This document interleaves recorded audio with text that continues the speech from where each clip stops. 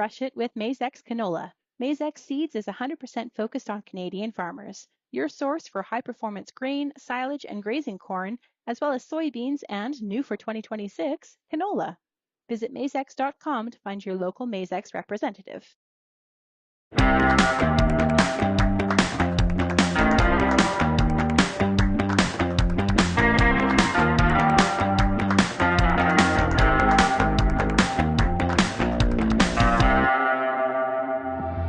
The Agronomist is brought to you by the Soybean School, Black Earth, and MNP.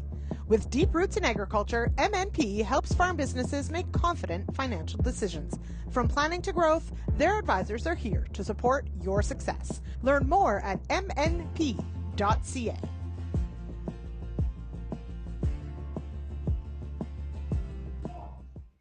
Hi, everyone, and welcome to The Agronomists. I am your host, Lyndsey Smith. Great to be back. Super excited to see all of you in the comments already, letting us know where you're at with harvest, what the weather is like. Certainly for some, definitely some droughted crops out there, but there was some very cool temps, and even in parts of the prairies, some frost the last few nights. So definitely things are taking a turn for the cool, which in my book is okay. Early frost notwithstanding. I do love autumn. Okay. To me, it feels like sort of after the break, it feels with the kids all going back to school, it really does feel like a new year, a new season. And so super excited to sort of kick off this push into the harvest season with tonight's guests. But of course, before we bring them in, a quick reminder, if you collect those CEU credits, head on over to realagriculture.com/agronomists. Let us know you took in the program. We'll get you those credits. And while you're there, sign up for our e-newsletter. It goes out every Wednesday. It will have a replay of the show, a couple other news items in there for you. And once you're on that list, we'll also remind you of the upcoming topics and when we're going live. So check it out while you're there. All right. I see Rob has joined us. Peter Johnson's here. Warren's here. Mark as well. The fish are biting. So thanks for joining us, Mark. If you could be fishing, I feel like you would be. All right, let's bring in tonight's guest to talk about, yes, those very stubborn, very hard to kill weeds, why they're so hard to kill, and just how big of a problem we have on our hands with some of them. Joining me, of course, Dr. Peter Sikkema and Dr. Charles Geddes. How are you, gentlemen? Welcome here. I'm doing well. Same here. I'm excited to be here. Yes, and now let's start with, of course, not a stranger to pretty much anyone on this call, Peter, but it is your first time on The Agronomist. I can't actually believe that. What is keeping you busy these days here in Ontario? But I heard rumors of retirement, so let us know what you're up to. Well, you are correct, Lyndsey. I did retire a year and a half ago. However, I still go to the office most mornings and work on the things that I enjoy. And then I go home in the afternoon and don't come back. And I spend a lot of time with our grandchildren and doing things around the house. That sounds pretty good, Peter. I think that's pretty great. Now, before I get an update, because I'm guessing your days are a little more full with the non-retirement that you get to do. But Peter, let us know with your work with the University of Guelph at Ridgetown. Obviously, a lot of work on weeds. What do you currently work on then? When you're in a retirement phase and you can do the things you want to do, what are you working on right now? Yeah, so I'm focused largely on preparing for 3 weed science short courses that will be offered in Canada. So it'll first be offered in London, Ontario in the second week of November. It'll be offered in Moncton, New Brunswick the second week of December, and in Winnipeg, Manitoba the last week of January. So preparing for that course is a lot of work for me, and so I've been spending a lot of time on that and preparing presentations for information meetings for that ag retailers have across Ontario and Canada. So it's a really Wonderful. good deal. All right. Yep. Yes, that sounds, you get to do what you want to be doing. I like it. All right. Now, Charles, get us out of AFC Lethbridge, so where our producer Jay is from as well. What is keeping you busy this week? And did you get frost this week? Yeah. So, well, I mean, first of all, I'm there's lots of research going on here. We're doing a lot of research on mostly on kochia, but I mean, my research covers the herbicide-resistant weed surveys across the prairie provinces. So we focus not only on kochia, but essentially most of those challenging weeds that are really difficult to control and where we're starting to lose some efficacy from our herbicides. So lots of different research going on. Looking forward to retirement, but I have a few decades yet, so we'll see. Me as well, Charles. So that's okay. We'll try and keep up to Peter. There you go. Okay. So as you mentioned, kochia is going to be one of the weeds we talk about tonight, but there will be several. I think we'll probably focus our conversation on fleabane and kochia to start for East and West. But in the chat, everyone, yes, please ask your questions. Peter, I see you've got one there already, and we will get to that in a moment. But Charles, maybe I'll start there. On this program, through conversations with farmers, kochia just, it comes up in several different sort of angles as to just how to get ahead of it. What is it about kochia that makes it so difficult in our cropping systems to try and get ahead of? Yeah, so I mean, kochia is a fascinating weed, right? So there's a lot of factors about its biology that allow it to overcome any simplified weed management program, right? So one of the things with kochia is that it is an early emerging weed here for us in the West. So most of the kochia is up before essentially any other weed species in our fields. But with that said, it can actually have a prolonged emergence period where it can emerge up to and after our in-crop herbicide applications as well. So that can, create quite a bit of difficulty to manage this particular weed. It's so diverse that selection for herbicide resistance happens quite readily in this particular species, and currently we can see resistance up to 4 different modes of action in Western Canada. So when those traits stack together, it can be pretty difficult to try and stay ahead of, for sure. One of the things that we saw this year was that we had fairly good control from our in-crop herbicides, except we then ended up getting moisture after, and we had, at least around southern Alberta, we had quite a bit of in-season precipitation that we haven't been used to here in recent years. And that allowed some kochia to emerge after our in-crop herbicide. But also, the kochia being a C4 just took advantage of that and really grew rapidly, especially during those warm days, and our C3 crops just did not. So. Okay. So I didn't know it was a C4, Charles. So I'm writing that down. I've already learned one thing, and we're 10 minutes in. So this is a banner show, I got to tell you. Okay. So Peter, let's compare and contrast then Canada fleabane. What is it about Canada fleabane that has made it such a difficult and very prolific weed for a lot of Ontario growers? Yeah, I think 3 things have changed over time that has contributed to the increase in Canada fleabane in the province of Ontario. First of all, the fact that it has evolved resistance to 2 different modes of action. Almost all of the samples we receive now are resistant to glyphosate, and I think you can assume if you see Canada fleabane in a commercial corn or soybean field, wheat field, you can assume that it's glyphosate resistant.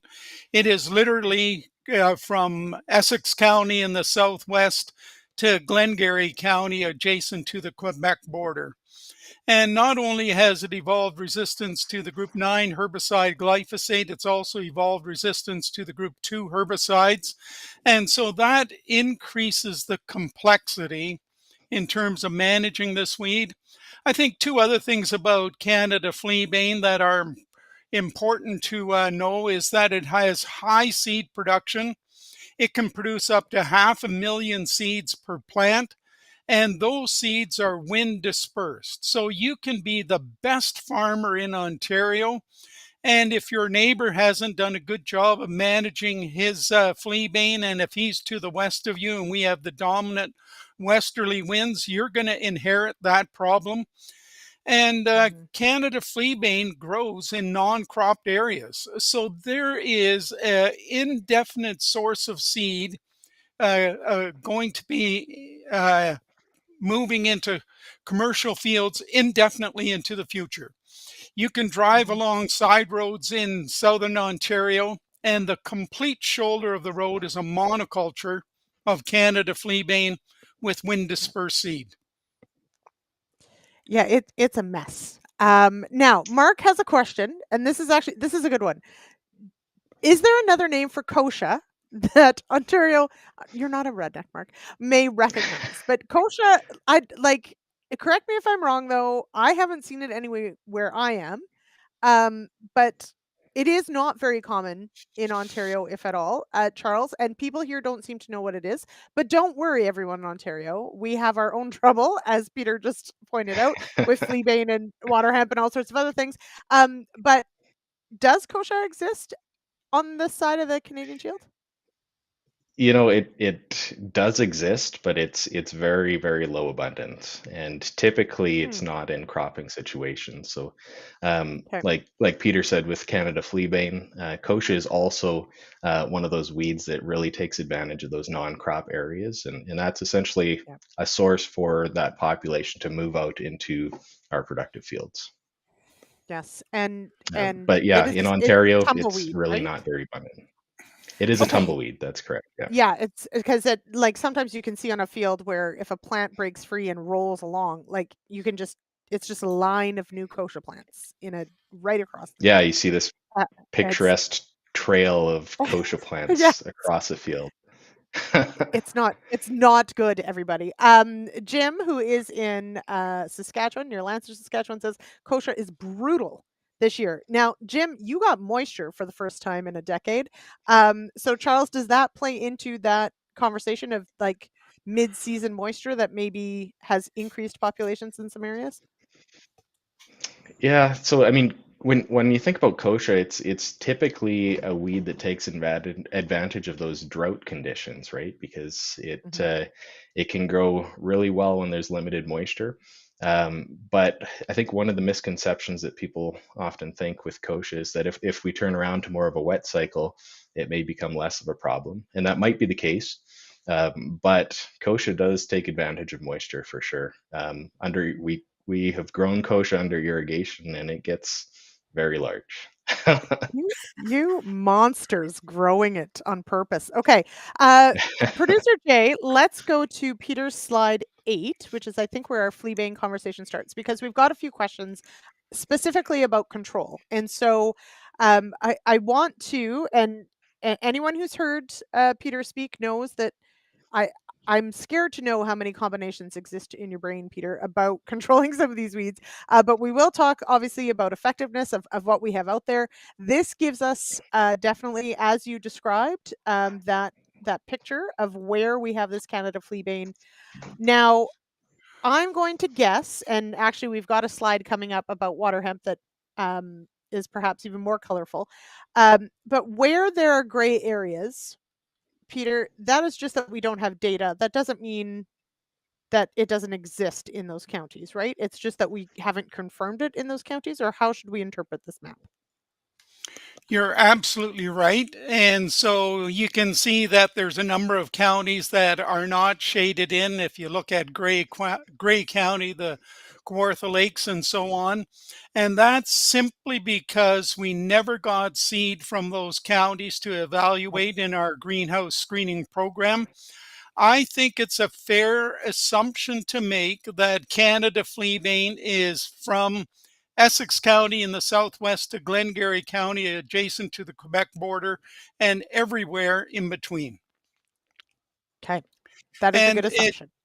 And just, I think I'd really like to point out one of the statements on that slide. I did a survey of the CCAs in Ontario in the fall of 2023. So that's 2 years ago now. But in that survey, I specifically asked on what percent of the acres have Ontario farmers changed their weed management programs to control Canada fleabane. And I was really surprised. I had totally underestimated it.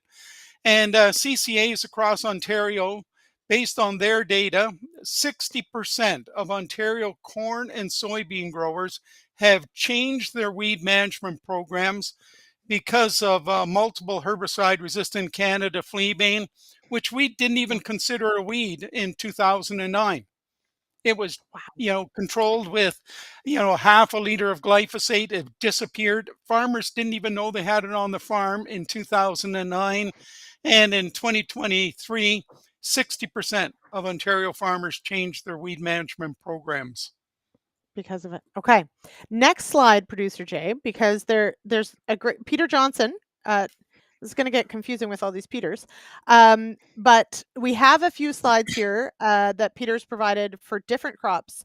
So I want to go through them, and we may have to we can come back to them, everybody, because Peter has a question about edible beans. Is there a slide on edible beans, Peter, or can we touch on that? Just that Peter Johnson says, I drive past a field of edibles that is just polluted with fleabane. Are there options in edible beans? So maybe I'll ask you that. I don't know if we have a slide for it. But what can we do with edible beans? So really good question. And the reality with Canada fleabane in Ontario, it emerges every month of the year with the exception of January. So this weed continues to come up all year long. I think if you're growing dry beans and you have Canada fleabane on the farm, I think you cannot be successful in managing that weed if you choose to use reduced, stripped, or no-till dry bean production. We simply do not have any post-emergence herbicides that will control glyphosate-resistant Canada fleabane post-emergence in dry beans. You have Basagran and Reflex and Permit as options post-emergence. None of them work, right? So if the dry beans are up, we have no post-emergence options to control it. I think if you're growing dry beans and Canada fleabanes in the area, I think you have to use an aggressive tillage program and try to have 100% control before the dry beans emerge out of the soil, because if they're not controlled before dry bean emergence and it closes the canopy, I think you're just behind the 8 ball all season long. Okay.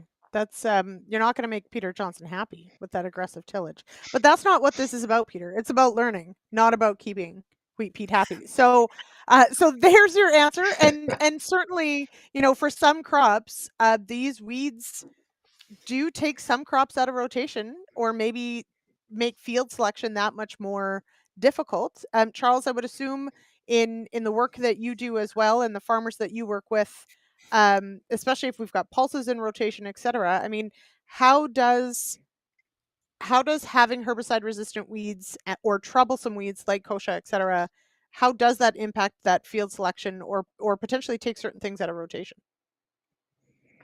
Yeah, it can be a big challenge for sure, right? So, I mean, kochia is an example, a good one for pulses, right? So, essentially all kochia populations that we test have group 2 resistance present, right? And in some of those pulses that we grow here in the West, like lentils especially, we're relying on clear field.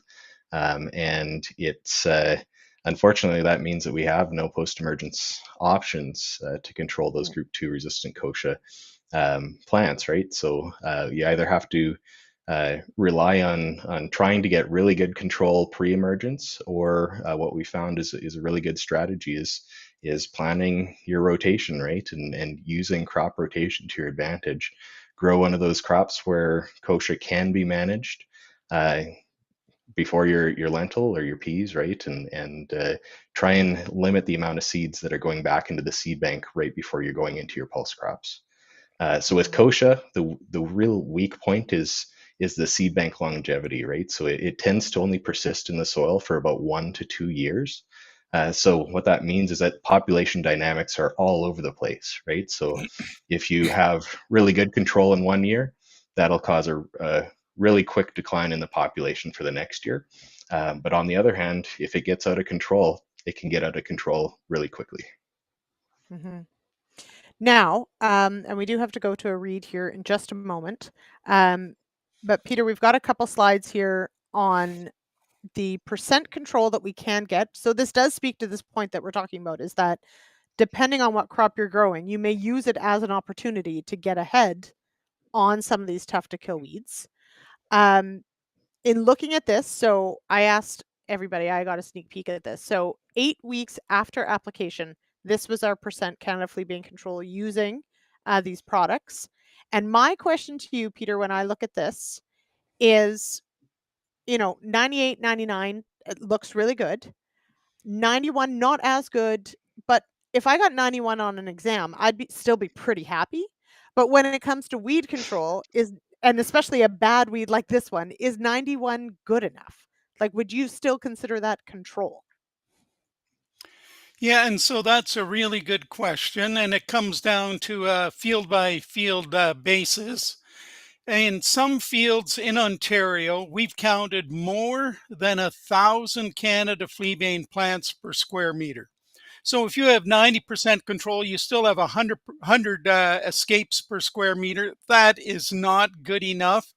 And so if you look at the graph, the Callisto plus atrazine, Acuron, and Integrity, they provided 96 to 99% control.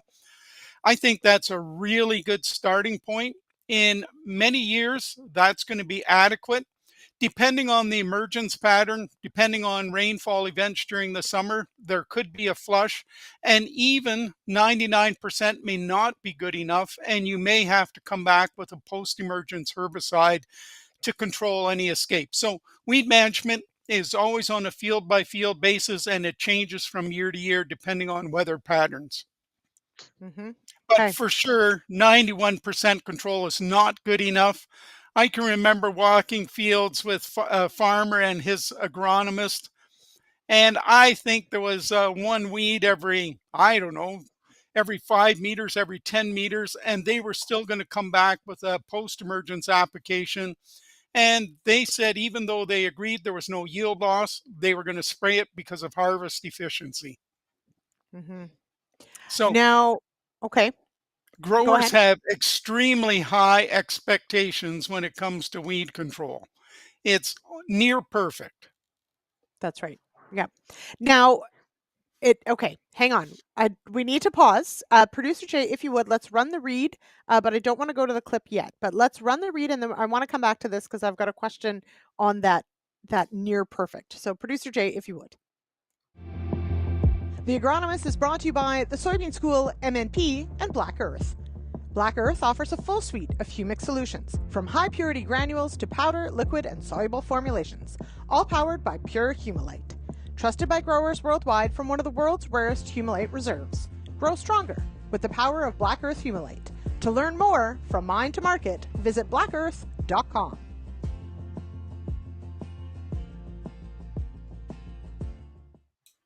So Mark wants to know if sheep will eat fleabane. They do, but not effective enough to actually control it. So sorry. And then you have sheep. So that is a consequence and not one that most people want. So there you go. Goats probably would too, but you'd probably have to fence them pretty tight to do that. So there you go.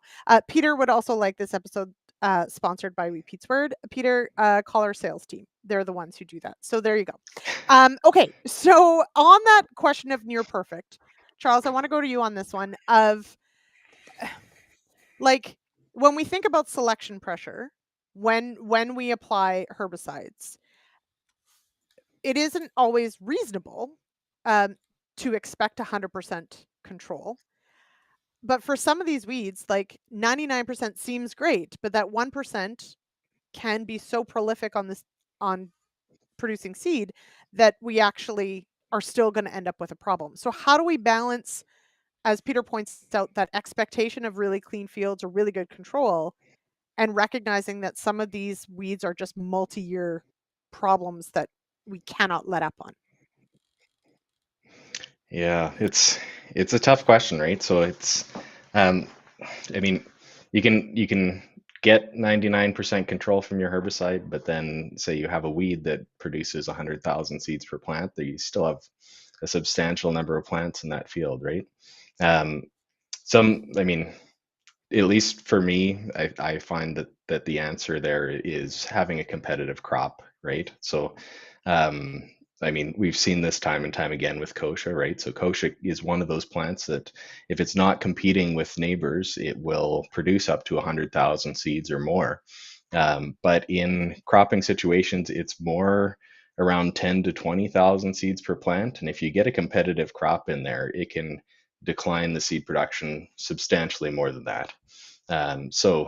What we found is things like using high seeding rates, narrowing up those rows, growing things like winter cereals that are already established when kochia is just trying to emerge. Those things go a long way to helping to at least mitigate the amount of seed that's produced on those seeds that do survive your herbicide application. Producer Jay, could you bring up Peter's slide 12? So we'll stick with Canada fleabane before we switch gears to water hemp, which I know Warren, I see, is teasing that if we think Canada fleabane is bad for multi-resistance, wait till we get to water hemp. Okay, so Charles is talking about, you know, a competitive crop, using seeding rates, using different crops. I know Rob Miller asked a question that I think this would be important now to touch on. Rob said he's been seeing more fleabane in soybeans, and potentially linking it to like slower canopy closure or under drought conditions. Peter, is Canada fleabane just harder to control in a soybean crop anyway? Or is there something about plant architecture or seeding rates, et cetera, or plant populations that may have an interplay there? So for sure, it is more common to see Canada fleabane escapes in soybean and winter wheat than it is in corn. I think one of the reasons is corn's just taller. Corn grows, 3 meters in height and just shades out the Canada fleabane. It always surprises me, and it's occurring this summer again, is how in late August, early September, you see all of this Canada fleabane that pops up above the soybean canopy. And you think that you've had it controlled the whole summer, and then it just pops above the canopy, produces seed, and it's a source of weed problems in the future. So I do totally agree with Charles' comment earlier. Man, growing a competitive crop is such an important contribution to weed management, and we should never overlook the impact of crop competition on weed control. And if you disagree with me, just think of those corners of the field where you have no crop, or where for some reason the crop wasn't planted one row or something.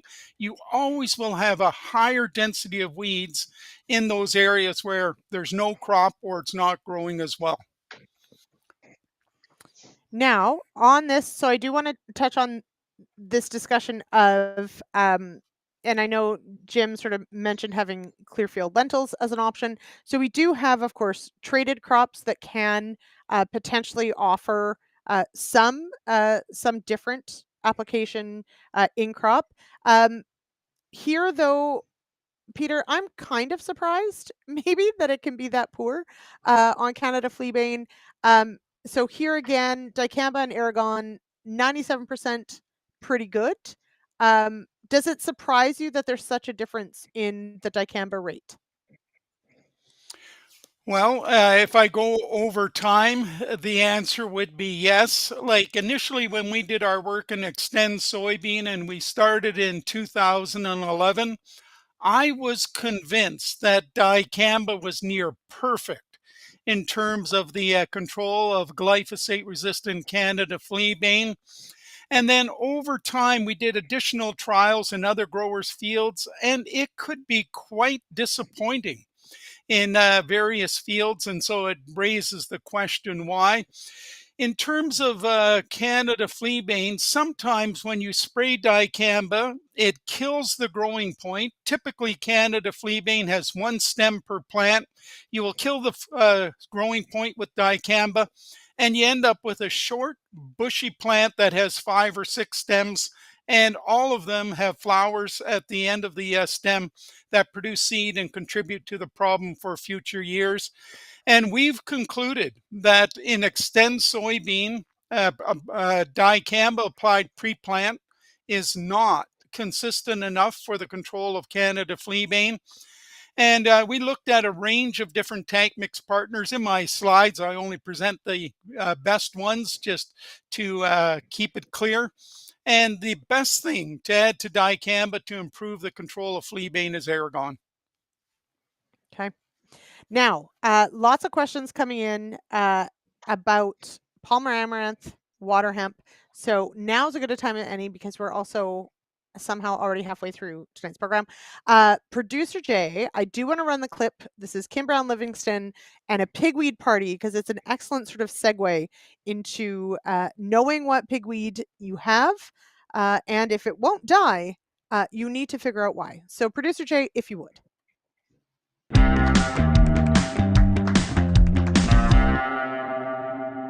We've got, red root pigweed has been around forever. It's always there. It's been one of our, main farm weeds. In the past, though, it's been fairly easy to control.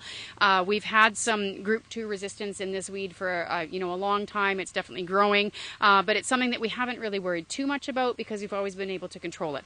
There are other pigweed species, and now we're really having to make sure we know which pigweed species we're dealing with because we have a couple of really bad ones moving into the province. They're a real problem elsewhere in the world, and they haven't really got here yet, which is a really, really good thing, but they are on the move. They are coming to a field near you, and so it's really important to be able to identify which pigweeds you have and just keep an eye on them. If we all of a sudden we see our herbicides start to fail for some of those pigweed species. Again, I haven't really seen anything fail other than some group 2 failures in red root pigweed, but the other pigweeds are really concerning because a lot of them are glyphosate resistant either here when they come in and we do find them, or definitely elsewhere in the world we have glyphosate resistant pigweeds and lots of them. So so we just have a couple different types here. In general, the really bad ones that we're talking about are they're tier 1 noxious weeds in Manitoba, so they can't be allowed to survive here. They're very detrimental to crop growth. They can affect all of our agro Manitoba acres, and that would be our water hemp and our Palmer amaranth. We've talked about those before. We really don't see those here. When we find them, we destroy them as soon as we can, but we do have other pigweeds as well, and we know there's intercrossing, and so right here where we have a ton of pigweeds, that's just a lot of these on farm at the U of M farm here. There's a lot of pigweeds, but we have some good old red root pigweed here, but we also have what's been positively DNA identified as Powell's pigweed, or other people call it green pigweed, and so we're just trying to show people the difference between the pigweeds and how to tell them apart, and especially if we do start to see some failures in our herbicide program, we need to know what we're up against.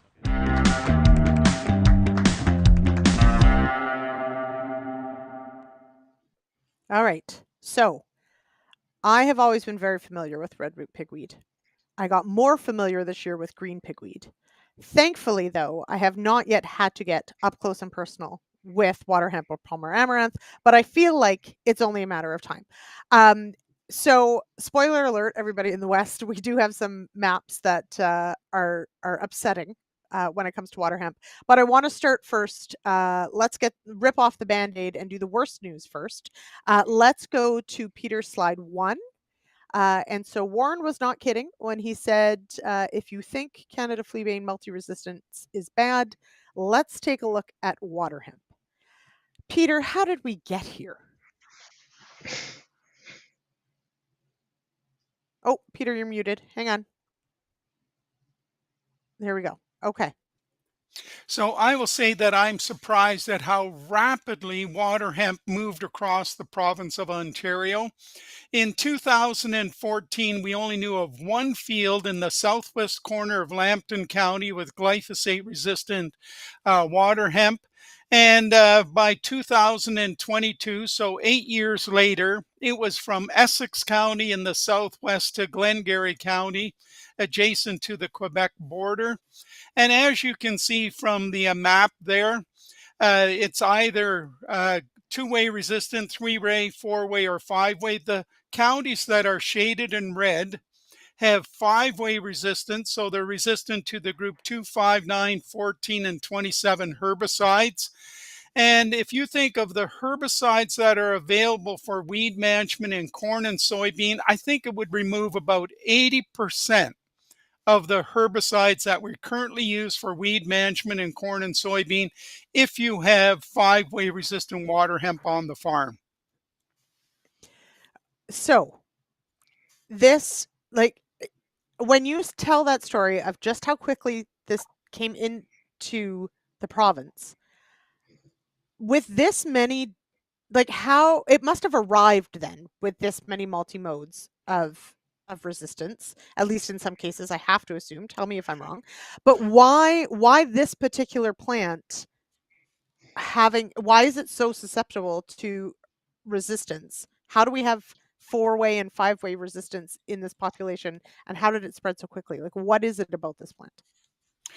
Yeah, and water hemp is unique in terms of most weed species, and that is that water hemp is a dioecious species. That means you have separate male and female plants, so that it's an obligate cross-pollinating species, which results in huge genetic diversity.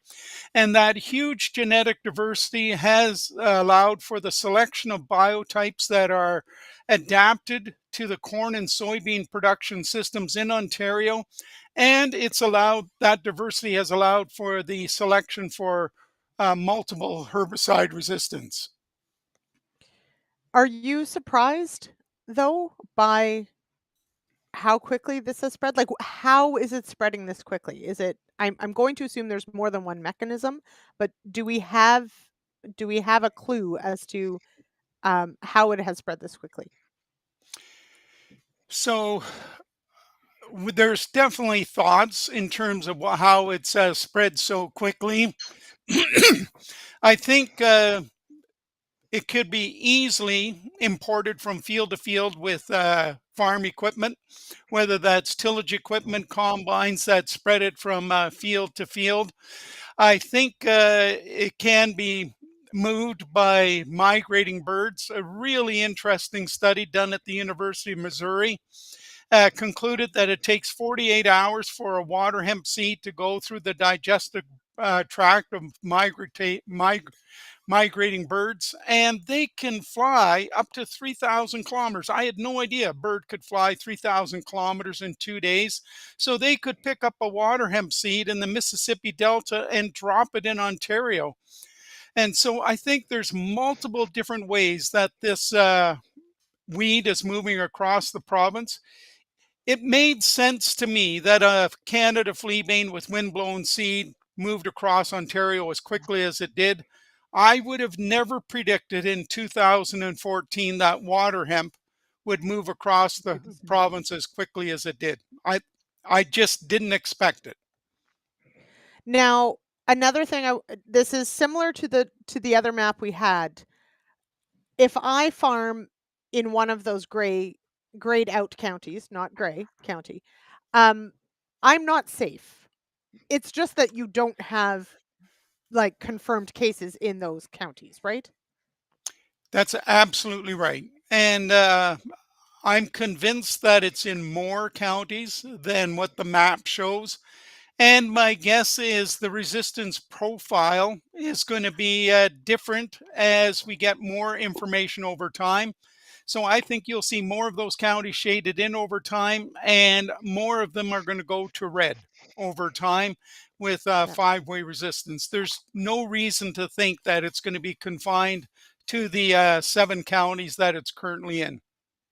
Okay. And in addition to that, I will say we are very suspicious that it's evolved resistance to other herbicide modes of action already.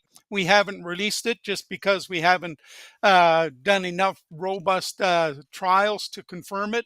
but I think it's going to evolve resistance to more than the 5 that are shown on the map that I presented.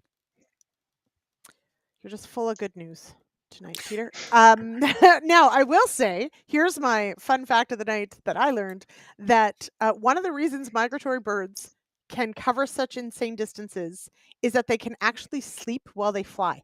So they sleep half of their brain at a time. So they actually can continue flying and rest, which just they might be aliens, everybody. I'm just putting it out there. So there you go. Well, I Yes. learned something Yeah. too. So Well, thank you. yay! There, Okay, yeah, this is a gold yeah, star show. Okay, yeah. now the picture, Charles, is not maybe as colorful in Western Canada, but producer Jay, can we go to, is it slide? Which slide is the water hemp map?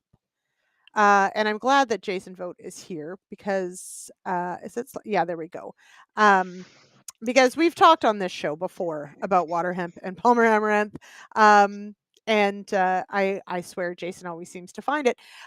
Now, I want to start with water hemp, but I do want to touch on Palmer amaranth, and Peter would love for you to weigh in on that one as well.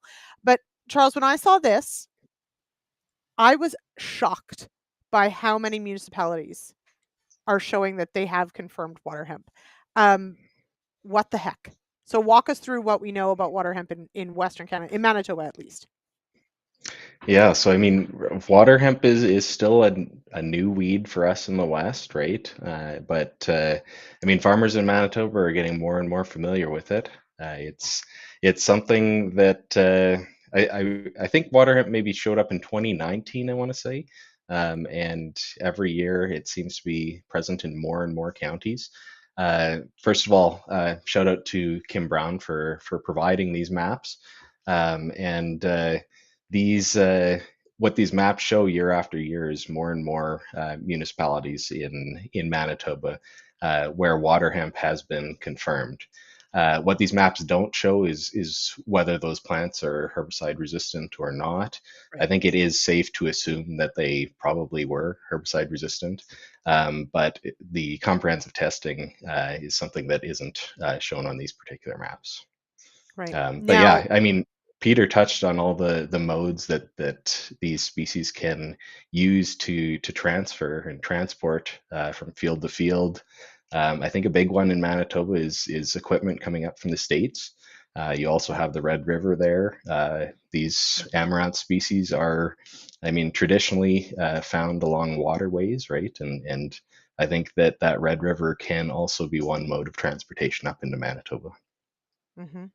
Well, and let's face it, geese, ducks, etc., they like water. Yep. So it all comes together. Now, let's touch on Palmer amaranth briefly. Now, it's my understanding, and there are people on this call, and we've talked, Tammy Jones, I know as well, about like finding some of these weeds, destroying them, whether it's water hemp, etc. Um, I mean that it would be great if everybody could positively identify and destroy each individual weed, but that's likely not going to happen. Um, what though should farmers be sort of on alert? So in that, as Kim said in that clip, like why is it so important to identify something that maybe does stand out literally in a field or maybe didn't die? Yeah, I mean it's critical to be able to identify these dioecious amaranth species from some of the others that commonly occur in I mean Western Canada, like Kim mentioned, redroot pigweed, green pigweed, or Powell amaranth are two that are pretty common in the province. And I know in the chat there, Jason provided a lot of really good ID characteristics for these species. One of the challenging things I think that at least that I've observed is that there can be crossing between these species and some of the other pigweeds that occur in the province, and unfortunately that results in some really I guess muddy characteristics to try and use to identify whether there are traits from either of these particular species. If I would Good. add to what Yes. Charles said, I think it's the goal for water hemp management in the province of Ontario has to be 100% control and zero weed seed return to the soil.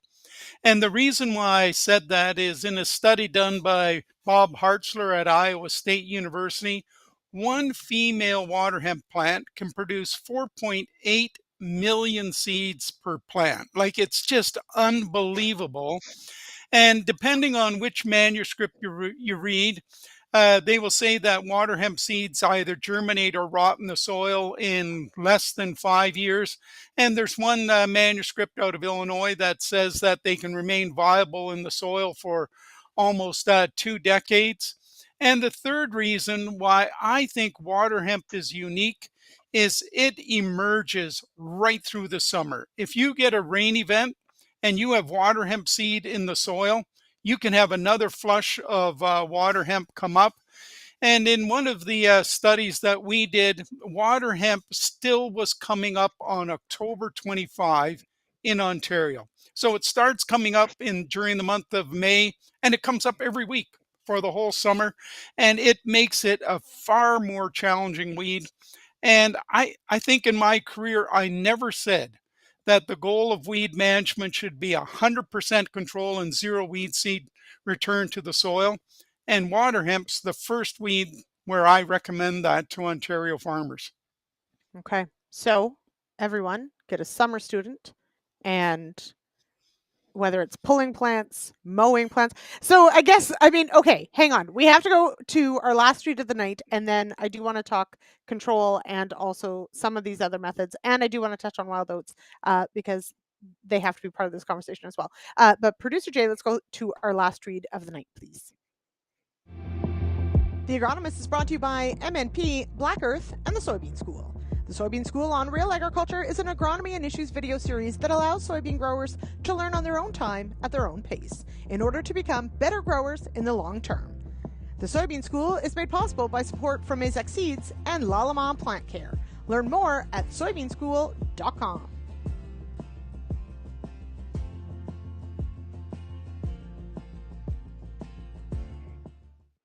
I feel like somehow we need to work some of these like amazing characteristics into like some of our forage species or something. Like this is just, it hardly seems fair that you can find these plants that seem to thrive so much. Okay. But let's go to Producer Jay. Let's go to, this is in water hemp in, let's go slide 3 of Peter's. And it is corn pre-emerge is what we're looking at. There we go. Okay. So not as great numbers to begin with. But Peter, when we talk about, so 100% control and or zero weed seed return, that like, is that possible, or what will it take to get there? Oh, Peter, you're muted again. There you go. So I think every farmer that has water hemp on their farm, and if they're growing corn or soybean, they should be prepared to use a 2-pass weed control program. I think you want to start with your best soil applied herbicide. And so here you have Converge plus Atrazine, Integrity, or Acuron. They're within 3% of each other. I think you can use any one of those. And then you have to monitor the field and be prepared to put on a post-emergence application. And if Jason goes to slide 5, that's where there's 2-pass weed control programs. Yep. And you can see where we started with Acuron soil applied. In this study, we had 98% control. We came back with Liberty post-emergence. It was 99. I think that Ontario farmers have to be prepared to use a 2-pass weed control program in every single field where they have water hemp in the field. Okay. And now, just so you can appreciate the comment, all of the research that I'm presenting here is done on commercial farms in Ontario. Right. We do not have water hemp on either of the research stations where I did research. And so this is real farms in Ontario, and we've counted up to 8,000 water hemp plants per square meter. So even if you get 95% control, you have hundreds of escapes per square meter, even at 95. And our goal has to be 100% and no weed seed return to the soil. Jay, can you go to slide 7? I just want to touch on this briefly because this 2-pass system, so that was for corn. This is in soybean. Again, 2-pass system, 99 looks pretty good, Peter. Yeah, and so thanks for pointing that out. And I want to point out that Boundary, Authority Supreme, and Fierce applied pre-emergence provided 83 to 95% control. That's not commercially acceptable. If you look at the top of the slide, you'll see that it says Enlist Duo by itself provided 77% control. And when you put it in a 2-pass program, you're approaching perfect control. And I'm repeating what I said earlier. That's what Ontario farmers have to be prepared to do to manage this weed.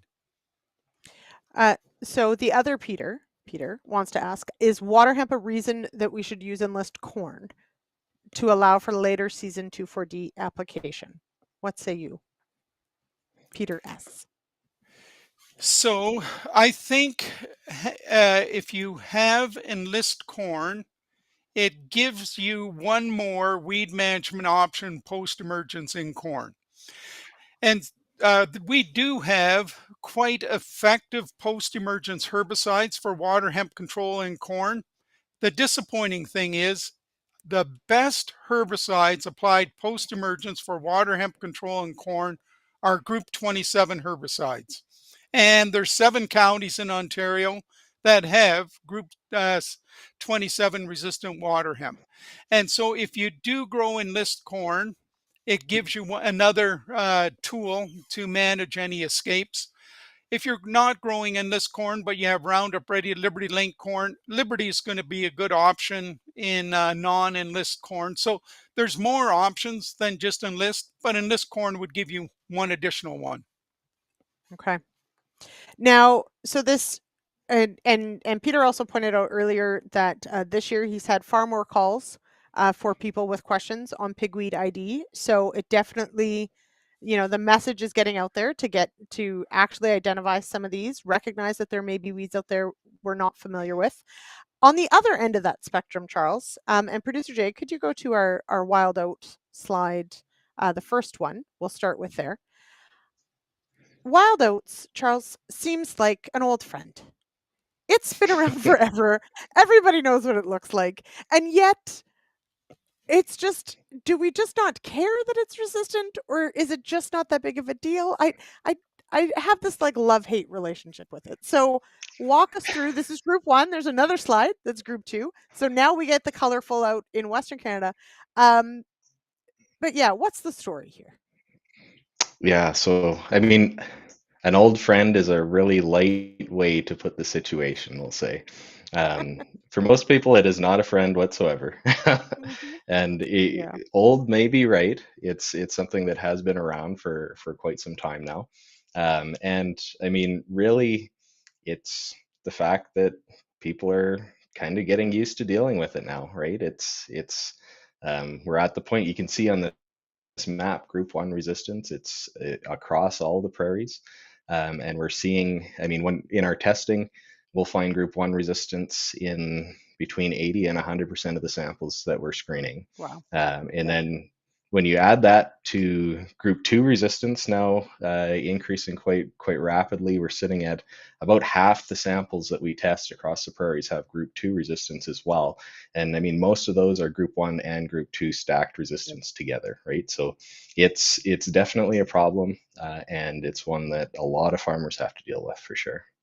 So there's the map on our most recent screening results for Group 2 resistance across the prairies. And you can see, like Group 1 resistance, it's essentially across the entire region. Now, you've got marked in there places where we have susceptible. So we have biotypes that are still susceptible to group 2 and group 1. Are those just better farmers in their living rate, Charles? Because how on earth have they avoided that?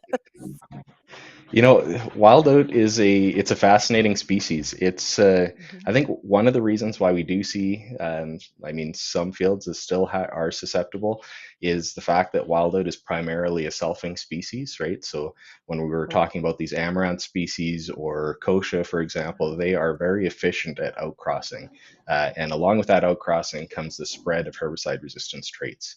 For wild oat, while there is a little bit of outcrossing, it's primarily selfing, meaning that the problem that you're dealing with in your field is more likely a factor of your past management within that field, or potentially those seeds catching a ride on equipment, right? So Right. it's very specific, and it also means that the herbicide resistance traits in one field can be completely different than the traits that are in the neighboring field as well. I know where Jim lives, and I'm going to say that he doesn't have any resistance, and he's one of those really great farmers. I don't know if he's still on, but there you go, Jim. That's what I'm going to tell you. Okay, so now there are a few other questions. I do find it fascinating how when we're dealing with herbicide resistant weeds, there is just such a spectrum of exactly this, something like wild oat that is definitely trouble and definitely is a problem and is developing potentially other resistance, but it's so much slower over time, but over a huge area. So I mean, there's that too. And then we contrast that with something like a water hemp, where it has just exploded on the scene, multiple resistance. So it's fascinating to me how we can sort of be having to deal with all these things. Um, Peter J has a request for Peter S. Can Peter just mention that we broad brush resistance a fair bit, but there are differences in resistance with herbicide groups? And Charles, you actually have a slide. I think that maybe we can touch on this a little bit. But Peter, does it matter what kind of resistance we have? Is it very different between species? Yeah, and I think what Peter Johnson is addressing, and I'm guilty of it, right? I said that we have group 2, 5, 9, 14, and 27 resistant water hemp, and that's a complete oversimplification. It just is. In terms of group 27 resistance, the resistance mechanism confers resistance to the group 27 herbicides applied post-emergence, but when they're applied pre-emergence, they're still effective. And so you have to be extremely careful. If you look at the group 2 herbicides, you have the sulfonylureas, the imidazolinones, and the triazolopyrimidines. And there will be biotypes that are resistant to 2 out of the 3 of them. And let's say Pinnacle or Classic could provide 100% control in soybean and identity preserved soybean if you knew which amino acid substitution you had in each individual Right. field. And so I've been guilty of oversimplifying my message, and I could give you 20 examples of what I just said. I won't go into any more. I think everybody in extension oversimplifies their message so that the audience, understands it, and they accept that they're taking useful weed management tools out of the weed Yes. management toolbox by oversimplifying their message. And I don't know how to Yeah. present that complexity to an audience and have them, follow you the whole way. So Yeah, and it can Charles, definitely be a yeah. struggle. It's So yeah, okay, so so hang I on. mean, Well, let's go to your slide. So Charles's slide 3, I think, and we can hop back to 2 and then 3. But let's bring up slide 3, and then Charles, I do want because this is an example, right, of what we're talking about, yep. of how complex this can be. Yeah, so I mean, this is just an example of group 14 resistance in kochia. I mean, this is the newest mode of action to which kochia has evolved resistance. And I mean, for the first sample showed up in West Central Saskatchewan there in 2021. And I mean, We've since done quite a bit of research on group 14 resistance in kochia. This figure is just an example of different active ingredients that are within group 14s. And you can see they're organized into a few different chemical families there based on their color. And we have done screening with any of the ones that are outlined in either red or in yellow there, looking at whether those plants are exhibit resistance to different active ingredients within the mode of action. And you can see that we've tested a whole range there that show up with a red R, which means that we have confirmed resistance with a dose response experiment. But those that you can see that one family, the diphenyl ethers there, that kochia still remains susceptible. That group 14 resistant kochia, even though we call it group 14s, those diphenyl ethers do still seem to be working on that particular problem. So just one example. Another one, you see this in wild oat all over the place, right? So with the group 1 herbicides, we tend to see a difference in resistance among the different chemical families within group 1. You have your FOPs, your DIMs, and your DEN. And we typically see greater frequency of resistance to the FOPs, a little bit less to the DIMs, and then far less to the DEN, at least at current. So those patterns are completely different depending on what mutation is causing the resistance, and also whether, at least in the case of wild oat, whether there's stacked metabolism-based resistance in there as well. So Jay, if you could go back one slide, because we do have a table that sort of also that further outlines this. And so Peter Johnson, thank you for this is a great sort of place to end, because to that point, Peter and to Charles, on the extension piece, on the communication piece of this, is that, sometimes it can be hard enough to make sure that, a farmer, as they're spraying a field or walking a field or combining, that they stop and take note of something that needs to be seen to, or by, you need a sample of or something. Agronomists, same thing. I mean, I think agronomists are naturally more curious, and their job is to be scouting, so maybe they're getting those samples taken, et cetera. But when it comes to, trying to make the right choice in herbicide choice, it does get a lot more complicated if we're going to break it down by exactly that, like as you said, Charles, those sort of like which amino acids or which sort of mechanism it is. So I think it's an endeavor that's worth doing, but you really have to love strange words, because that's what a lot of these things are. Yeah, I like words, but some of them are a mouthful. And the reality of the situation is that we're seeing these traits stacking together, and our options are getting more and more limited, right? And we're essentially grabbing at straws as far as what products are still going to be working on some of these populations, right? So we really do have to get into the weeds, if you know what I mean, for finding out what active ingredients are actually working on those particular populations. I do like puns, Charles. That's a gold star for me as well. Okay, we have to end it there. This has been absolutely fascinating, and honestly, it is such a huge topic. Thank you both for at least trying to shoehorn as much information as we could into an hour. I really appreciate both of you for saying yes and for taking the time to share with our audience and to go through some of this. It is a big problem ahead, but I'm glad the two of you are working on it. And Peter, if you can let us know where those courses are, we can let the audience know too, because I'm sure there'll be many people, if they're not already sold out, that it will be. I think it's great.